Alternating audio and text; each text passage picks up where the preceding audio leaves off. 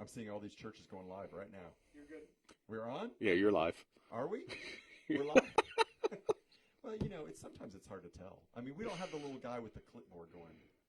Megan pointed at you. Megan pointed? Yeah. Okay. Sorry, Megan. I was looking at my phone, which I shouldn't do. Hey, we're glad you're here. Welcome to the family room. We are talking about some things that hopefully matter to all of us as we get through this together. And tonight I am super excited because I have two fantastic guests who are going to help us know how do we live with kids in quarantine. We're not really in quarantine, but kids in quarantine sounded better than kids in social distancing. So, this is Dallas Barfield. Many of you know Dallas, a member of our church, and she leads worship and does a lot of great work with our students. And Pastor Todd Canarins does a great job with our Next Gen Ministries and specifically with our kids, producing some awesome content, by the way, online. Thank you. Thank you so much. Wait till kid worship this Sunday. We had Megan dying laughing when she was videoing it. It's going to be good. It's going to be good. I'm so excited about that. I heard a family that was saying how they used it. So this week they actually got online and they all worshiped together, and then they paused and the kids went and they started the video for kids worship, and then the adults picked up the sermon. And it was beautiful. Yeah. So, and they said it actually corresponded. And I was like, yeah, we did that on purpose. Yeah, of course. We didn't do that on purpose. It's the Holy Spirit. We're so organized. Yeah. Hey, so we want to talk specifically today, seriously, about families with their kids at home. People are trying to work from home. Now their kids are doing school from home. And just how do we navigate? What are some best practices? And before we get into that, just probably a really good first question is, how do we talk to our kids about what is going on right now? How do we explain it to them in an age-appropriate way? We want them to take it seriously, but we don't want to scare them. What do you all think about that? Well, actually, I put on my blog that I've been trying to keep up with since the social distancing, some talking points, whether it's for COVID-19 or it's other conversations or even having the talk. I think these points, the talk. These points I think are really good. And so I'm just going to run through them real quick. I'm not going to read everything on there. You can go to our website and pull up my blog, and it's titled How to Talk to Your Children About Coronavirus. But the first one is we've got to do it. And I know that's one of the things is whether it's because we're too busy or we're worried or we're afraid we're going to say the wrong thing, we tend not to say things. And if we don't say things, they're going to get their information elsewhere, and we can't guarantee that information is going to have our value system attached to it. So we just got to do it. The second thing I said is deal with your own anxieties. So your children don't need your anxieties heaped on top of them. So go to God, call your mom, call your brother, call your friends, whatever, get all your anxieties out, and then talk to your children. With trying to be calm, trying to be the calm presence, the non-anxious presence in the midst of chaos. I also said, ask them what they know and what they've heard. Start there, because sometimes we can just jump in and they've got this one question, we're overwhelmed here, and they're like, well, you didn't answer my question. Now I'm scared to death. Well, and I heard that great when we talk about the talk, not Corona, the talk. That was great advice I heard years ago from James Dobson, which was just answer the question they ask you. Right. And when they ask, that means they're ready to know it. Absolutely. And so I think that's probably. And I think the same is true with Corona as well. Awesome. Then I said keep it developmentally appropriate. Think about you when you were that age, what you would have wanted to hear, what would have made you feel better. Let them be kids. And in other words, don't dismiss any of their fears or anxieties as irrational, because they may be, but they're real to them. So we need to meet them there and help them go along. And I joke about in my blog, a friend of mine who's his son thought an alligator was going to eat him in his bed at night. And as much an irrational fear as it was his fear. Sure. So you have to meet him there. And then one thing is bring it back to the gospel.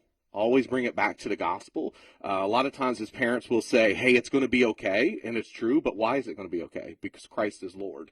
And keep bringing it back there. And then the last thing, two last things, is empower them. Talk to them about washing their hands. Don't make them the victim in this. Empower them to control their own destiny. Obviously, we can't control whether we get corona or not, but we can do the things to feel empowered in a minute. Wash your hands, sneeze, or cough in your arm, keep your distance, things like that. So they feel like they have some control in it because that gives them some confidence. And the last thing is just keep talking. It can't be one talk. If it's one talk, they're going to have other questions. And so we want to just keep coming back to them over and over and over, whether it's at dinner or whatever, just keep that conversation going continuously. That's great. And all that information is on ssbc.org, and they can find it there. Is that, Dallas, you built our new website. It's there, right? It's there. Is it there yet? It's there. Okay, it's there. It's there. Or it's on. If you go back to our social media, you can find it on Facebook too. So Dallas, Family resource page. I did There put you that go. in. Yeah, Just family been nonstop, so I don't remember what I did when I was awake and what I did when I was asleep. Yeah, Dallas is one of those folks who's really helped us bridge this gap and create this new virtual church. Dallas, as a mom who is working and has kids home now, what would you say as talking to your kids about this and without pressing the panic button, but also making sure they know it's serious? I agree 100% with what Todd said. And it basically goes for with anything that your kids may or may not be able to understand. Any sort of natural disaster, anything they hear in the news, things that are going on and the talk, it just answer the question that's asked and then just answer that question and don't expand too much because you don't know where they're thinking concretely or abstractly or where they're at. They may not want to know more. And so just a little bit of information will make them feel comfortable and wait for follow-up questions. So give them information, wait for a follow-up question, and then answer that. Also, if you have older kids, sometimes you just need to tell them, like, this is a conversation we have here at this table, and the information stays here because they don't necessarily need to go scare their friends who are younger than them or who can't understand. Or younger siblings. Younger siblings. They're all at different places. And it is full chaos mode to be working from home and trying to – a lot of people I've talked to, a lot of moms that work from home are trying to restructure businesses like in the midst of all of this, and – the online learning is really, there's a lot of learning curve everywhere for everyone. So it seems like we all just need a lot of grace right now. a lot of grace. And I wanted to bring that up too, because I know one of the things that is mentioned a lot about this situation is homes where there is abuse or there's already a lot of tension. This is really, really a dangerous situation. And I don't want us to say it's just for those homes where there's a lot of abuse or tension. Every home is feeling tension at this point. I mean, and the longer you're together and people are trying to work on top of each other and demands from businesses and finance problems get tight, what would you say to families in terms of ways to help just sort of manage that and find that reservoir of patience and grace that sort of that we can tap into that isn't necessarily in us? Right. Yeah, I think right now as parents, we have a great opportunity to be the calm in the midst of the storm, to be Jesus sitting in the boat like we see in the Gospels. But that means we're going to have to work on ourselves. And so I do think that means we as parents have to strengthen our prayer life first and foremost. If this is a lot of what's happened is beyond our stressors. Our stressors help us cope to a certain point. This is beyond it. So we're going to need something to help us release that. And that is, I think, first and foremost is prayer. But that is also finding other avenues, talking to friends, it's hard because gyms are closed, but exercising, finding ways to release our stress so that we're not releasing it on our children. So my family loves Just Dance. Now, when I say my family, I'm talking about them. Not you. No, but although they do occasionally get me to participate, I'm just not very good at it. And so I'm pretty competitive. So because I can never win, like Emma is the Just Dance. Emma and Sherry combat for the Just Dance I think title. I've seen a time lapse of that before. Yeah, actually. yeah. But anything like that I think is good because that is important to get that physical activity and exercise and have fun together too, just to relieve the stress. And I think if you're married, you need to have a conversation with your spouse away from the children and say, here's the boundaries we're going to set. I need to tag out with you at 4 o'clock. You tag back in and set some real boundaries. If both of you are working from home, set some boundaries when one person is more on call than the other, and help each other out. You got to support each other right now, and I think that's a conversation that has to be had, because what sometimes happens is we don't have the conversation, then we get irritated with our spouse that they're not doing what we think they should, but we've never asked for it, and so then you end up getting upset with each other. So then when the child comes in, it's super stressed. So one of the things we did, because there are 5 people at our house right now, 2 of us working from home and 3 schooling from home. Mm-hmm.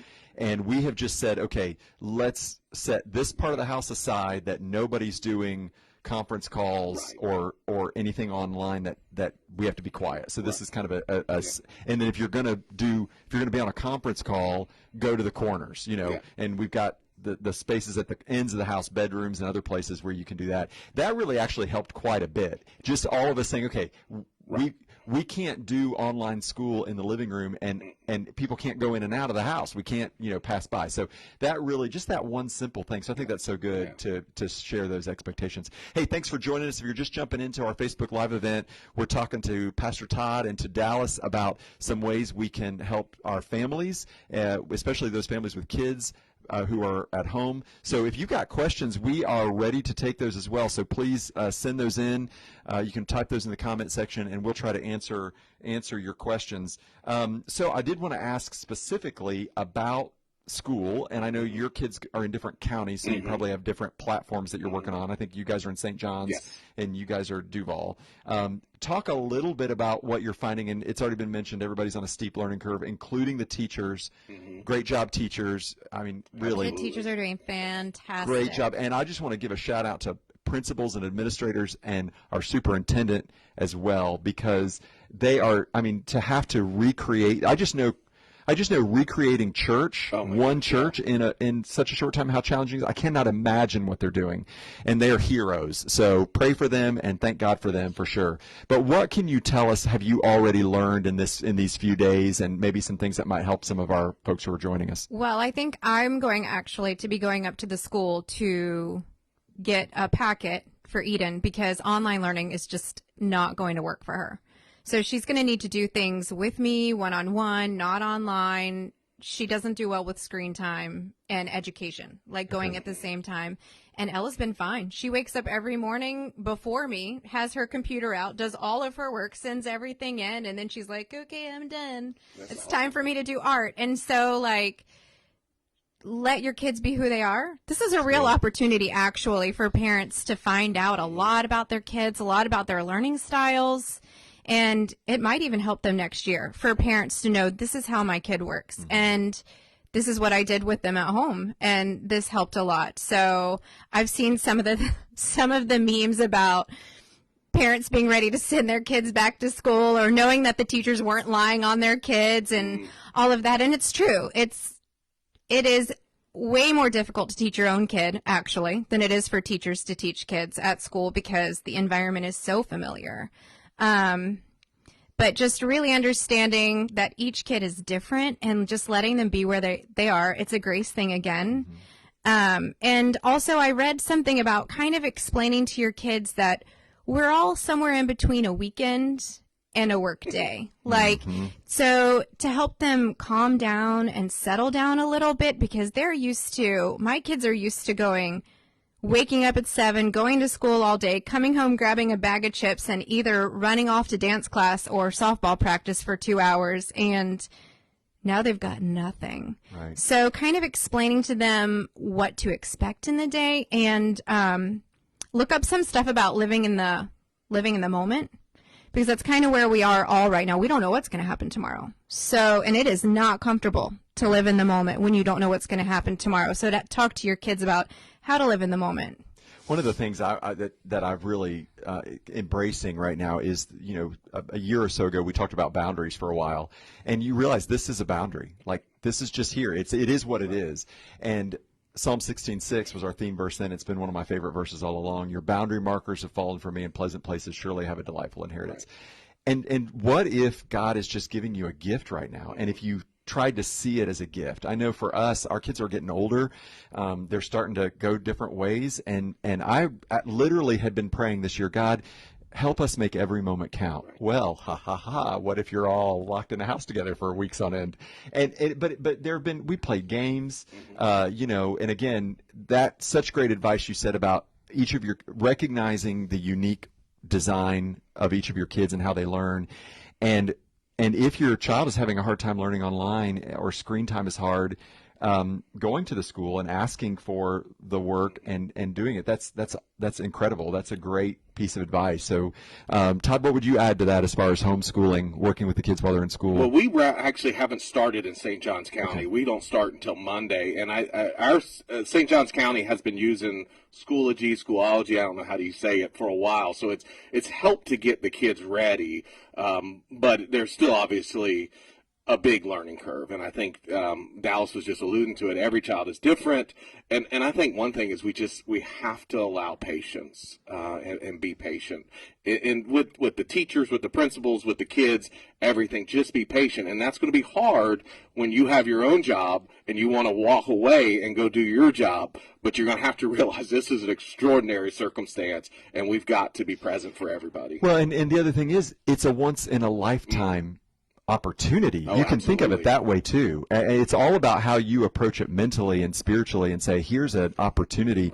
And that's not to diminish the hardships. I'm not trying to diminish that, but I think we have to recognize there are blessings involved in this as well. So, and I would hope and pray that a lot of families before, and we don't know when normal comes back, but before we hit the restart button and go back to normal, we evaluate and say, do I need to be doing some of those things that filled my calendar? Were they good? Right. Were they productive? And I don't know if that's always yes. And so I hope we reevaluate. I know it's been really cool to watch in my neighborhood that there's been a lot of families out riding bikes and walking and doing things together. And I know a lot of those families, and what would have happened normally is the child would have been on the screen and parents would have been at the gym and, whatever that, or they'd been at practice or whatever that is. So it's cool to see that and think, how can we reclaim that beyond this, whatever that looks like? That's so good. Thank you guys for joining us. If you're just jumping in, we're having a conversation about how to navigate and maybe even make the most of this time when families are all in a house together, working from home, schooling from home, and just trying to get some best tips. If you haven't already, please text in some comments, some suggestions, some questions. We'd love to be able to hear from you as well as we just continue this conversation.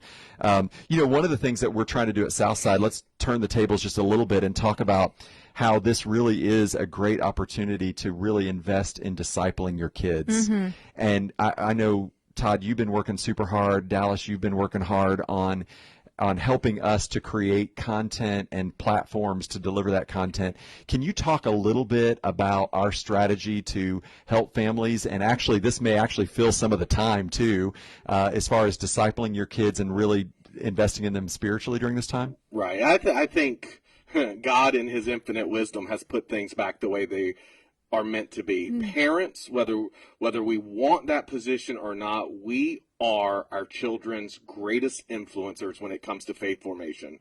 There is no pastor in the world, there is no program in the world that can help your children grow in their faith and stay in their faith like their parents. They're looking for them. And this may not be politically correct, but studies have actually shown, dads, you have the major role in that too, and that's how God actually set it up in the Scripture. So I think this is a great opportunity for parents to reclaim the faith formation of their child and step back into that role, and that's our goal right now, is to give you the resources so that you can be able to do that. So you may not be a strong or proficient in the Scripture, so let us help with that aspect, but you actually be the one praying out and talking to them and doing those things. But the more that parents are going to pour into their children right now, the longer they're going to stay in the faith. That's awesome. And we want to help that, but in any way possible. And everything that I've read and studied over the years says they're more likely to stay in the faith if it's happening in the home than if you just reserve it for happening at church. So, man, this is great. Well, I think you go back to Paul, and I don't think he meant it this way, and I'm probably taking it out of context, but I'm going to. It says, when I spoke like a child, or when I was a child, I thought like a child, spoke like a child, then I pushed away childish things.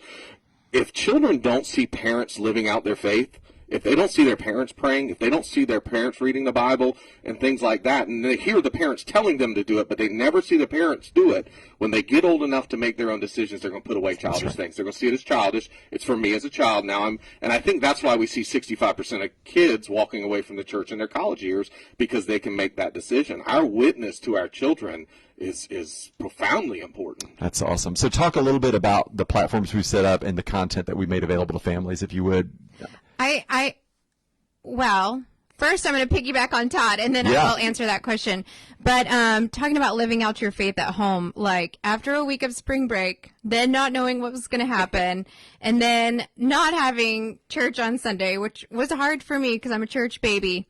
On Monday, I was like, y'all, I'm going to sit outside in the backyard and turn on worship, and I'm going to sit in my chair and worship. And I was like, I texted one of my friends and I said, well, my whole family has been privy to my weird worship practices and like seen me do it by myself in the backyard. And DJ walked out and was on a phone call, walked back in, and within a couple of minutes of that 30 minutes of me just worshiping, it just became normal. Like mom's outside worshiping and they see that it's real, you know, and they don't get to see stuff like that a lot of times because I work from home and I do it during the day. So our website, ssbc.org, there are a lot of resources that you should be able to find pretty easily. I'm going to have to go to it to talk through it. Sure. So, Todd, while she's looking to talk through where they are, talk about some of the things that are on there. So two of the things we committed to really quick is we understand children need consistency, even in their faith formation. So we said we were going to do kid worship on Sunday morning. So we will always have kid worship on Sunday mornings. It'll drop on YouTube. We drop it at 5 a.m. So if you're up at 5 a.m., go for it. But it'll be there. Some people have that kid. I know. They have that kid. I don't. And if I do, then you do it by yourself. But so we'll have kid worship on YouTube.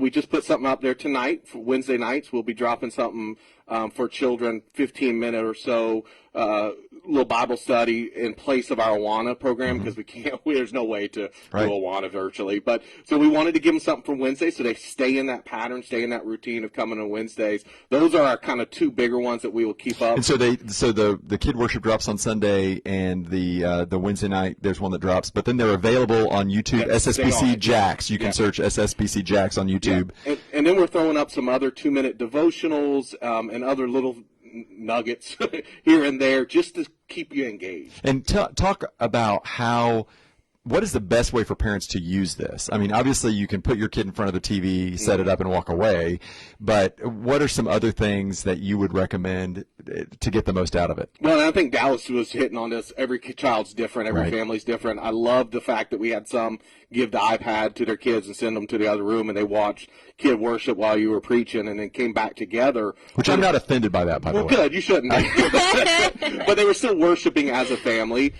There's other families I've talked to that watched it all together and then asked their children. And it was neat because some of the feedback I got, the parents hadn't been in kid worship here at Southside, so they got to ask their children, hey, do y'all do that? Is that new? And they're like, no, we do that every week. And so that was cool for them to better understand what their kids are going through, or going through in kid worship. That sounds terrible. What we're putting them through.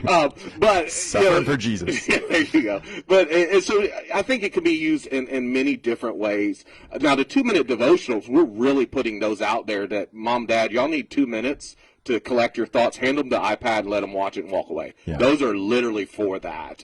Where the other ones, I think they're opportunities to engage as a family. Awesome. And so those are those are online, ssbc.org. You want to talk a little bit about the platform, Dallas? All right. So depending on if you're on your phone or on a computer, if you're on a computer, there are a list up at the top. There's the menu and family resources up at the top of the list. 1, 2, 3, 4 over. And then if you're on your phone, which really my family is the most, you're going to go to the 3 lines, and then 1, 2, 3, 4 down is family resources. I probably will drop a YouTube link to under family resources, and then also on the some of the groups. So for students, I know they're going to have some YouTube content. So where the groups are for students, we'll drop a YouTube link in here too, so that it'll be easy for you to get to everything in one place.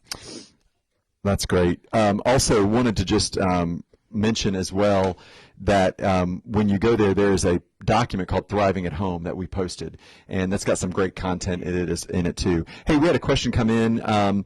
It says, our kids really haven't asked why we're all at home and what's going on. Like they said their oldest son watches the news and probably knows 12-year-old, but the younger two haven't really said anything. Should we bring it up? Should we talk about it if they're not asking? I think you can ask, what have you heard from your friends about what's going on, or have you heard anything from school, to kind of gauge what they're at in terms of their understanding of what's going on and what you might need to speak into or correct. Yeah, I'm sure they've heard something. Well, I was going to say, because sometimes I know in our experience with our kids, like they had assumptions that were wrong, but they never spoke about them, so we never could correct them. So by just not saying anything, they could have some just assumptions that need correcting. So some kids, this might be just a new opportunity for something new, but both of my kids have a little journal that, like, we kind of pass back and forth, and I wish that we were awesome enough to do it every night, but usually it's just if one of us has something to say to the other and maybe we can't say it, don't feel comfortable saying it face to face, we write something down or draw a picture and then pass it back and forth, and it opens up new ways to communicate. That's a great suggestion.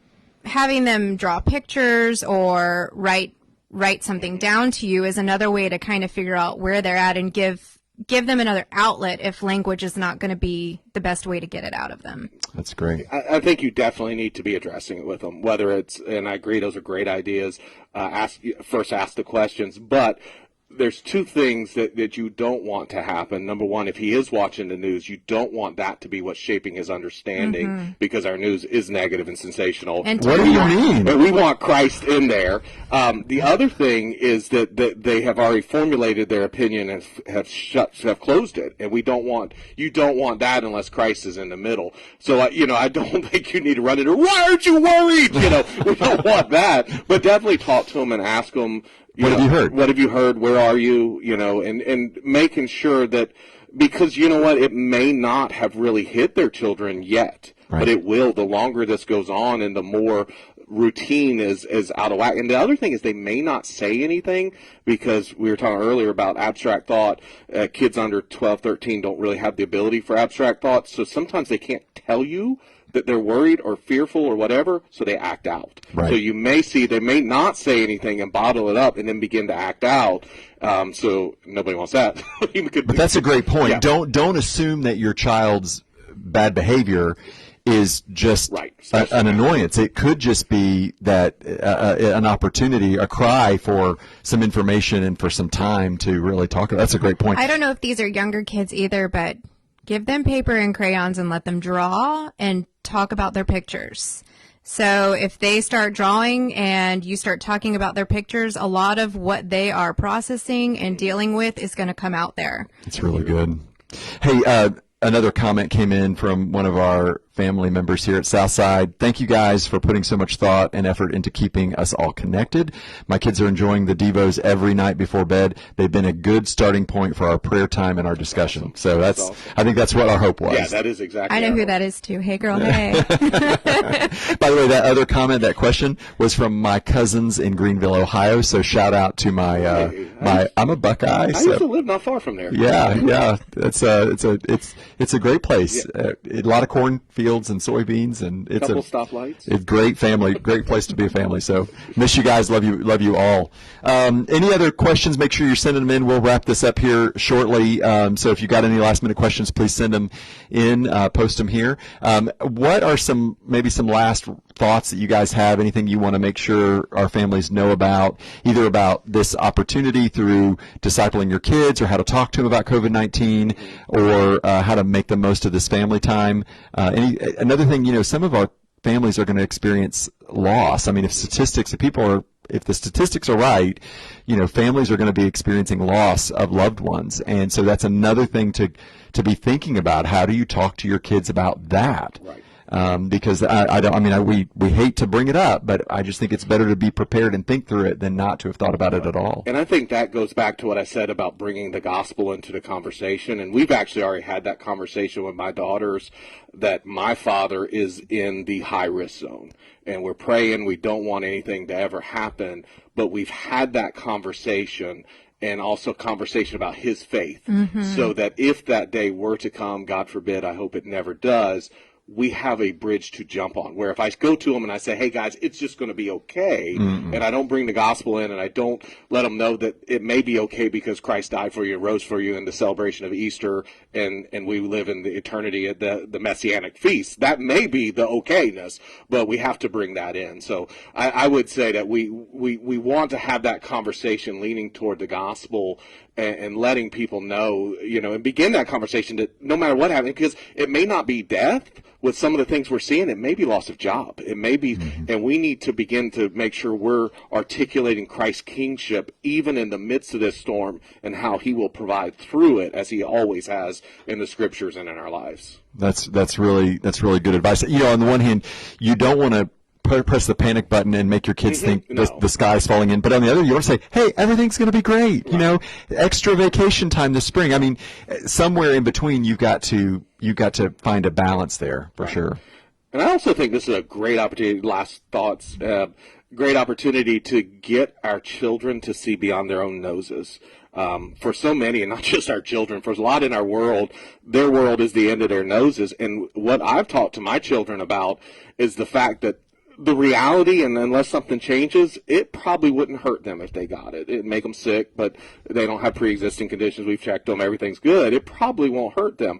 But there are a lot of other people that it would. So if us being quarantined or socially distanced or whatever word you want to use protects the vulnerable in our society, then that's our responsibility. That's great. And I think, going back, I've pulled back out some quotes from the Old Testament with the poor, the alien, and the widow, and reminded them that's what we're doing right now. So if us being a little bit inconvenienced and having no toilet paper, please send toilet paper. I got you. Thank you. But that's, really. So to bring it beyond themselves, because that question started, well, why can't we just go back to school? Because this is bigger than us, and we get an opportunity to be Christ to the world for a little while. So good. Dallas, last thoughts? Something that we did last week, and I think a lot of families could do, even if it ends up that you can't send it, you have to take a picture and send it somehow, is they made cards for people that we already know are shut in. Drew pictures, made cards, and did stuff like that. And I don't know if the church can figure out a way to get some of that content out to people who are shut in and are isolating for their own health reasons. It makes people feel better to deal with their own anxieties whenever they recognize other people have the same anxieties, and try to help the other people that are having that feeling. What a great idea. I'll just say this. We have actually created a list of people that we know in our congregation who are isolated, mainly those who are also isolated digitally. They don't have access, because the rest of us are staying connected in community, maybe even more than ever, because of this. But for those who are really isolated, so if you want to take that advice and have your kids write cards and notes and draw pictures, if you want a specific name, call the church office or email Cindy G at sspc.org. We'll give you a specific name and address, or you can just send them to the church, and we will pick people and we'll put it in the mail to them. I think that's a great idea. And I just created like a whole new, that's just like a whole new task for people, and they love it. Our team loves it when I do that. Like, I do it in front of the church or do it on Facebook Live and say, by the way, we're doing this, and they're all like, oh, we are. But they're so awesome that it's such an awesome idea. Yeah, y'all make your Amazon man a card. I mean, your Amazon man, they are working hard, man. And your U.S. postal worker and your garbage men and those are great ideas. They're working hard. They really are. That's awesome. That's awesome. Well, listen, again, thank you for joining us in the Family Room Facebook Live on this Wednesday night. We're going to do this during this. We don't know how long this will be, but we're going to do this every Wednesday night, a live event. We're going to bring in special guests and just talk to you and maybe give you some some ideas, suggestions, and tips for how to thrive during this time, this unique time in history. So join us again next Wednesday night at 7 p.m. Also on Sunday, don't forget, we'll be worshiping together. We've got a brand new worship service that's gonna go live at 9 a.m. You can join us. We want you to make sure you like and share everything. Hey, you may have friends and family that don't normally go to church. Invite them to join you on our digital campus, and you can go back to those services through the week. There's a lot of great content on YouTube, SSBC Jax, Facebook. You can like us on Facebook, follow along there. Also ssbc.org. You can find all this content for families that you can do with your kids at home. Just start those conversations, and we look forward to worshiping together. We're starting a brand new series on Sunday called Pause, and we're going to take a look at what if God is giving us a Sabbath rest. How can we take this time and really soak out of it the most in terms of our relationship with God and developing deeper community with our family and with others. So I hope you'll join us Sunday morning. And again, we thank you for all the great things you're doing. So many great things are happening in our church, and we just really, really appreciate the way you're loving. Check on your neighbors. Check on your loved ones. Make sure you are texting and calling somebody every day, multiple people every day, asking them how they're doing. And if there's a need that you can meet it. You are the church. If you need help in meeting some of those needs, reach out to us, and we will certainly try to do all that we can to collaborate together as we just continue to serve the people of Jacksonville and really around the world as we're the hands and feet of Christ. Thank you so much for being the church. Remember, we're a body, not a building. We're a movement, not a meeting. We care more about people than we do about programs. Go out and love somebody this week. Grace and peace.